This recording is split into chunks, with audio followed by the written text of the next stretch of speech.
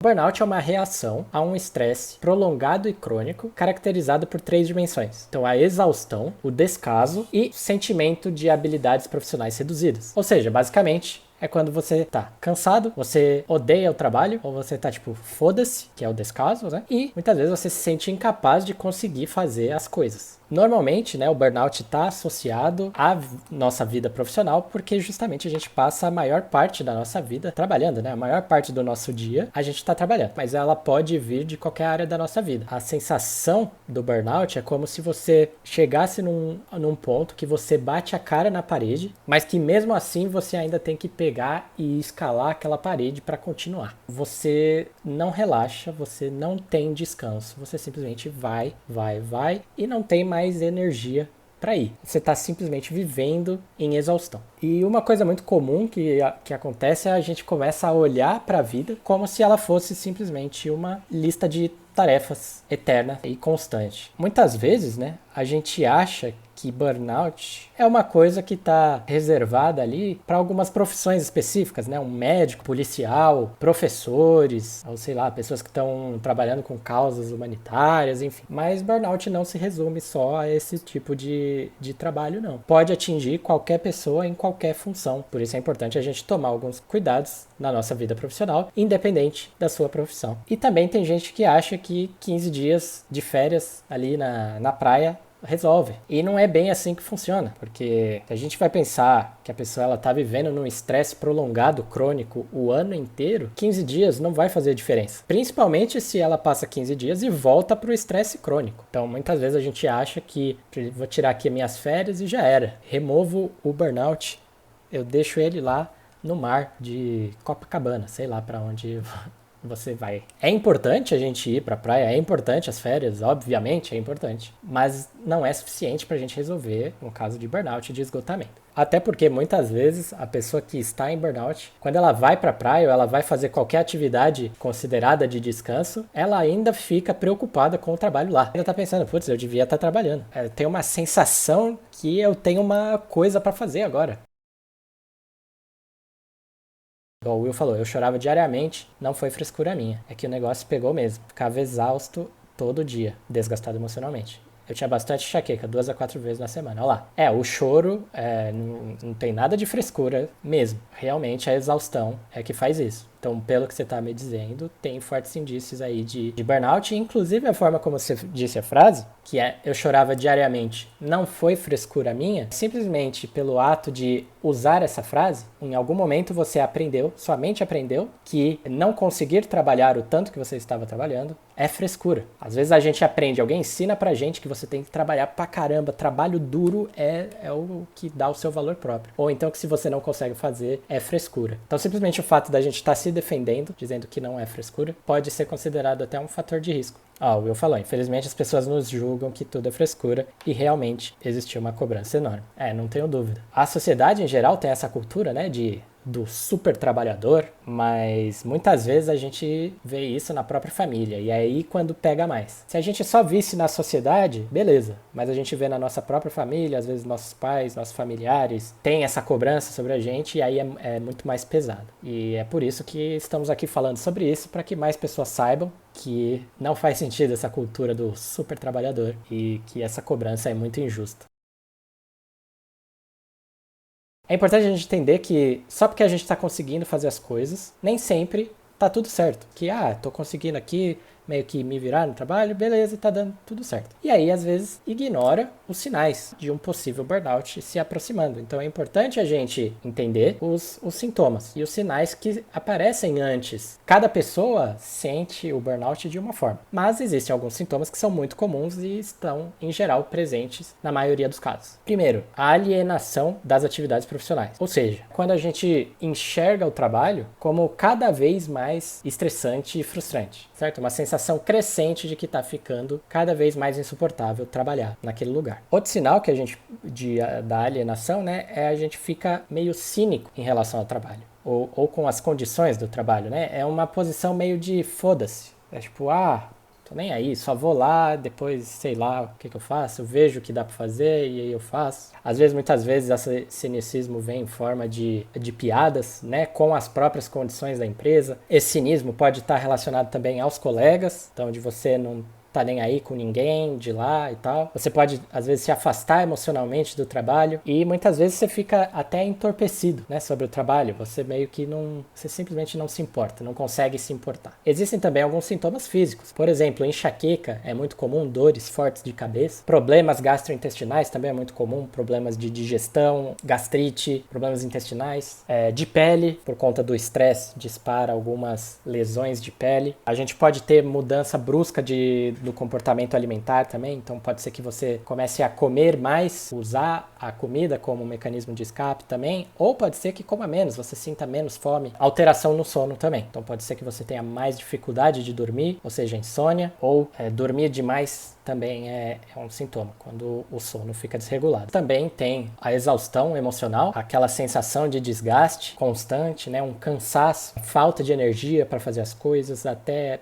coisas pequenas. Tarefa pequena parece impossível. E muitas vezes você se sente culpado por isso. Nossa, por que eu não consigo fazer essa coisa que é simples? Qualquer pessoa consegue. Por que eu não consigo? Essa sensação de culpa que está associada a uma crença sua de que a pessoa que não consegue fazer aquilo tem algum impacto no valor dela, né? Piora ainda a situação, né? Você já está cansado do trabalho, estressado com o trabalho e ainda sente a culpa por não conseguir fazer aquilo. E isso acumula sofrimento, que aí te deixa com menos energia para trabalhar, o que deixa o trabalho mais estressante. Pode ser que a gente chegue num estado de odiar qualquer atividade. Putz, eu não quero fazer mais nada. Você fica com asco de tudo. Ou também você pode começar a ter dificuldade de se concentrar. E também muitas vezes a própria criatividade fica limitada. Você não consegue exercer a criatividade que às vezes você já teve e agora fica totalmente esgotado. Tá? Então também é um sinal aí de burnout ou de que está caminhando para o burnout. Tá?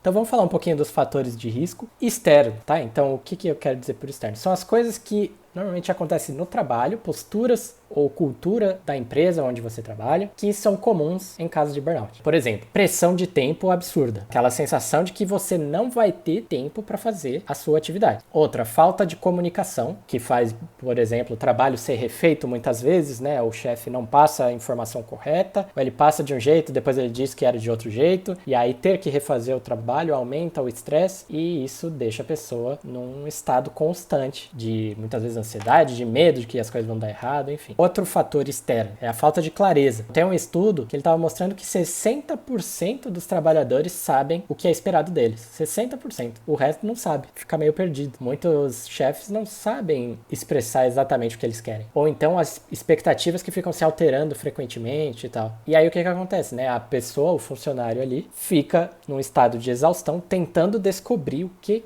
o chefe quer, o que eu tenho que fazer, eu não sei, eu tenho que descobrir. Então é um estresse extra aí. Eu trabalho demais, acho que essa é óbvia, né? Muito trabalho, volume grande, é óbvio que vai aumentar o nosso estresse. E se a gente está o tempo todo com muito trabalho, aquele estresse prolongado não deixa o seu organismo relaxar. E se ele não relaxa, ele vai ficar prejudicado. E aí, quando está prejudicado, surgem as doenças, surge o burnout e tal. O que mais de questão importante é o tratamento injusto, né? Então muitas vezes o funcionário tem um tratamento injusto, por exemplo, de favoritismo, né? Os chefes favorecem outro funcionário em vez de você, ou até a injustiça no sentido de remuneração, né? A compensação financeira não é justa pelo tanto de trabalho que faz, ou às vezes tem hora extra que não paga, enfim, né? A gente sabe tudo isso que acontece, ou até maus tratos de colegas. E isso também influencia para a gente disparar um burnout aí, estando num ambiente tóxico. E essa questão que está muito forte agora na pandemia, mas já vinha assim já há um tempo por causa do advento da tecnologia, smartphone e tal, que é a dificuldade de desconexão. Porque a gente está no celular o tempo todo, né? E a gente está acessível nele. Então a gente não consegue desligar a qualquer momento, mesmo que seu chefe não te ligue, ele não tem o costume de te ligar ou de te pedir alguma coisa, mas você está ali. E pode ser que a qualquer momento chegue uma mensagem. E aquela sensação, aquele medo de que a qualquer momento pode acontecer, também também é estressante, que não te deixa relaxar, não te deixa desligar, né? E agora com a pandemia piorou ainda, porque você fica o dia inteiro em casa, então teoricamente você está o dia inteiro disponível, pelo menos na cabeça de muitos chefes, ou muitas vezes na nossa própria cabeça, né? A gente não consegue ter aquela sensação de que terminou o expediente. Muitas vezes porque a gente trabalha exatamente no mesmo lugar que a gente descansa, né? Se você não levanta da cama para trabalhar, ou se você trabalha no mesmo lugar que você usa para se divertir, sei lá, assistir uma série e trabalhar, você fica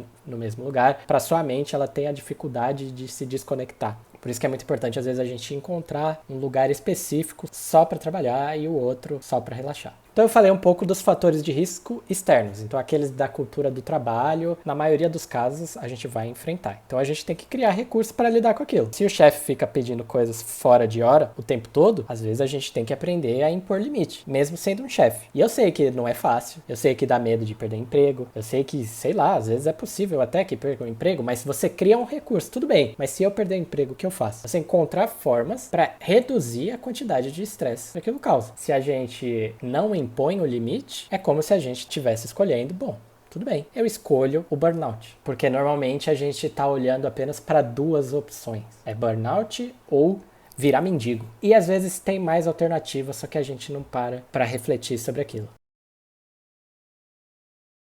Se a gente não sabe lidar com a ansiedade, a chance de você desenvolver um burnout é maior, né? Porque a ansiedade frequente causa estresse e estresse aumenta a chance da gente ter burnout, certo? Burnout é causado por estresse prolongado, crônico.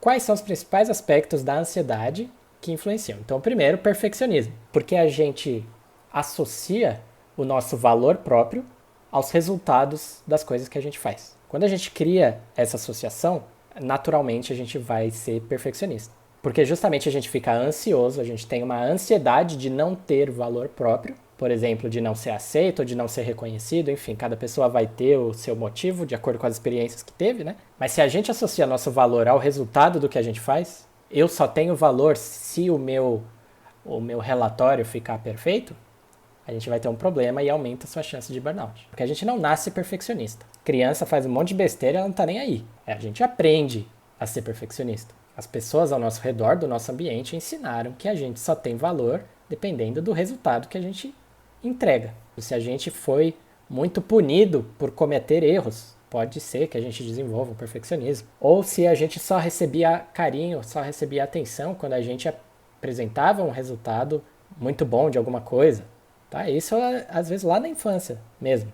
E também, que está muito relacionado à ansiedade, é a dificuldade de organização de tempo também. Eu não vou dizer aqui que todo mundo precisa ser organizadinho, aquela pessoa que tem agenda, um cronograma e tal, não precisa ser isso, mas o mínimo de organização ali, de delimitação do seu tempo para poder aliviar a ansiedade.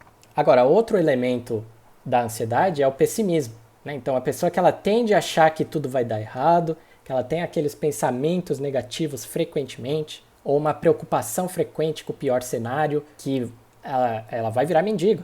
É isso ou mendigo, não tem meio termo, né? Então, esse tipo de pessimismo que está muito associado à ansiedade, também vai ser prejudicial. E a gente pode aprender a reverter um pouco esses pensamentos, ou lidar melhor com eles, ou simplesmente deixar que eles aconteçam sem que eles tenham um impacto emocional tão forte na gente. Outro elemento da ansiedade é a insegurança, né? Então, muitas vezes a pessoa insegura, ela tem uma tendência a agradar. E aí, quando ela tem uma tendência a agradar, uma necessidade de agradar, fica muito difícil dizer não para um colega que pediu para cobrir, né, para cobrir ele no horário de não sei o quê. Ou então para um chefe que fica pedindo para você fazer coisas além do tempo. Se a pessoa não consegue dizer não, ela não consegue lidar com a possibilidade que a outra pessoa não vai gostar de ela dizer não. Isso também prejudica. Ou a pessoa que não consegue impor limites, ela não consegue ser assertiva, ou tem um medo de negociar. Às vezes a gente acha que o chefe não vai respeitar o nosso trabalho, ou que ele vai, ou, né, o nosso limite, ou que ele não vai gostar mais da gente e tal, e às vezes isso pode ser negociado com o chefe. E essa dificuldade de comunicação muitas vezes parte da gente, né? Tem chefe que não sabe se comunicar também, mas aqui estamos falando, né, para você poder se ajudar. Então, você se comunica bem? Você consegue negociar? Ou você tem medo de negociar? E simplesmente, às vezes, a gente tem o costume de não enfrentar os medos. A gente cede pro medo o tempo todo. cada vez que você foge de um medo, sua insegurança aumenta. E aí, cada vez que você fica mais inseguro, a chance de você sofrer um burnout, de não conseguir dizer não, de não conseguir impor um limite, aumenta, né?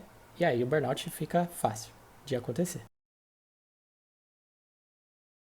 Claro, também não é só na família, a gente é muito reforçado por isso na sociedade, às vezes nas redes sociais você vê isso, né? Que tem praticamente um fetichismo do super trabalhador, né? Aquela pessoa, o famoso 110%, que o seu valor está atrelado ao quanto você se mata de trabalhar. Só que é uma coisa que a nossa geração está aprendendo também e está meio que virando essa chavinha, que a nossa vida não gira ao redor do trabalho. Apesar de a gente ainda ser muito influenciado por isso. Porque, né, às vezes até entre a gente, né, eu digo assim, na nossa geração, a gente vê um amigo que ele tem um hobby e que ele é muito bom naquilo. Sei lá, eu tenho um amigo que desenha muito bem. E aí você chega e fala pra ele, caramba, você desenha muito bem, você devia vender isso. E muitas vezes isso é resultado da internalização que a gente teve, né, das pressões relacionado ao trabalho. Tipo, por que ele não pode só gostar de desenhar? Por que ele tem que monetizar aquilo? Por que ele tem que transformar aquilo em trabalho? Não pode ser só um hobby? Ele não pode só gostar de desenhar e pronto? Mas a gente faz isso internamente também, né? Às vezes você tá ficando bom em alguma coisa e você, putz, eu tenho que monetizar isso aqui.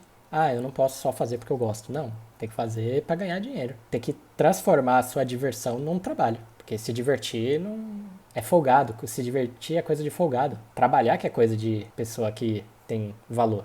Isso são coisas que a gente aprende aí ao longo da vida, muitas vezes explícita ou implicitamente. E também o fardo do potencial, que eu costumo falar bastante, que é justamente a gente vai crescendo, recebendo essa informação de que a gente tem um potencial imenso, que a gente pode ser tudo que a gente quiser, porque, nossa, meu filho é muito inteligente. Nossa, como ele é muito inteligente. A gente cresce ouvindo isso, porque é uma projeção que os pais fazem nos filhos, né? E aí que você tem um potencial absurdo. E que se você não for aquele fodão, seu valor não existe. Só existe quando você for o fodão. E isso é receita para você se enfiar num burnout. Porque imagina, a pessoa que tem a crença que ela só tem o valor se ela tiver um tipo de sucesso lá, uma quantidade grande de dinheiro, imagina o estresse que essa pessoa vai viver e a necessidade que ela vai ter de se matar no trabalho, né? De dar os 110%. Então, tomar muito cuidado com a internalização das expectativas que a gente cresceu ouvindo. Vou falar um pouquinho sobre como, né, a hipnoterapia trabalha um caso de burnout. Claro que cada pessoa tem um burnout de certa forma, né? E eu não me prendo muito no rótulo, porque senão eu vou acabar fazendo pressuposições da vida da pessoa. Então eu vou entender o que está acontecendo. O que é burnout para aquela pessoa. E aí ela vai me falar as sensações que ela tem, os comportamentos que ela tem, o que está incomodando e etc. E aí com a hipnoterapia, o que a gente vai trabalhar? Primeiro, pode ser que a gente trabalhe as crenças, a gente vai ajustar as crenças, tá? Principalmente as crenças sobre valor próprio e as crenças sobre vida profissional. Muitas vezes a gente cresce com crenças que associam valor próprio com vida profissional. E a gente precisa fazer um trabalho para quebrar essas crenças, porque elas motivam você a se manter no estresse que causa o burnout. Outra coisa que a gente vai aprender a fazer é conseguir impor limites, porque não conseguir impor limites é uma das principais causas aí que a gente fica sobrecarregado no trabalho. A gente pratica a comunicação assertiva sobre o que você vai fazer e o que você não vai fazer. E isso é muito interessante na hipnoterapia, porque com a hipnose a gente consegue utilizar a nossa imaginação para simular esses eventos e a sensação é como se eles realmente estivessem acontecendo. Então a gente chega no evento real, né, quando você realmente tiver que impor limites, como se você tivesse praticado um monte de vezes. E isso a gente faz na hipnoterapia, né? A gente utiliza a imaginação para ter esses resultados muito bons. Outra coisa que a gente aprende na hipnoterapia também é a relaxar. Então a gente faz exercícios de relaxamento profundo durante a hipnose e também a gente pratica a meditação para que você possa fazer isso, né, e desenvolver a sua habilidade de meditar e de viver mais no presente. Então isso também é feito na hipnoterapia. Outra coisa que pode ser muito importante é ressignificar traumas. Então às vezes o nosso perfeccionismo, por exemplo, que é um fator de risco para o burnout, foi desencadeado por causa de alguns traumas lá do passado. Então a gente vai olhar para o passado, algumas situações que foram difíceis de lidar, e a gente vai dar um novo sentido para aquilo. Porque às vezes a nossa mente, passando por um evento difícil, ela aprende uma coisa que não é mais útil hoje em dia. A gente aprendeu que errar é muito ruim. Se eu erro, eu não tenho valor, por causa de um trauma do passado, por exemplo. Então a gente vai reeducar a nossa mente a entender que, bom, Meu valor não está necessariamente associado ao erro. Outra coisa que a gente pode trabalhar também é a organização. Então, a gente aprender como ter um controle maior do nosso tempo e não necessariamente se tornar uma pessoa bitolada de controle. Para você separar melhor tempo de descanso, tempo de trabalho e tempo de diversão. E também, por fim, criar recursos para o pior cenário. Então, muitas vezes a gente tem um medo muito grande, simplesmente não sabemos o que fazer caso aconteça. Criar uma ceninha na nossa mente, um filminho de e se isso realmente acontecer, o que eu faço? Tudo bem, e se eu perder o emprego, o que eu faço? Às vezes a gente não pensa nisso, a gente não cria um recurso, não cria uma forma de agir caso isso aconteça, e aí a gente fica com um medo imenso. Quando a gente aprende o que fazer caso dê errado, caso aquela coisa que a gente tem medo aconteça, o nível de preocupação diminui bastante.